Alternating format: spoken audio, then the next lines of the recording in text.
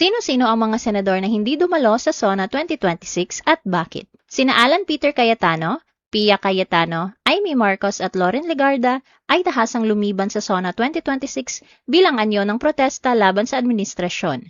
Ayon kay Amy, hindi naging maganda ang loob ng minorya dahil sa mga kasong kinakaharap ng ilang mambabatas. Nagsuot din sila ng itim bilang simbolo ng kanilang pagtutol at pinili na lamang panuorin ang talumpati sa telebisyon. Kasama rin sa mga hindi dumalo sina Bongo, Mark Villar at Robin Padilla. Nilinaw ni Robin na hindi protesta ang dahilan ng kanyang pagliban, kundi upang maiwasan magkaroon ng sitwasyong hindi siya makikiisa sa seremonya.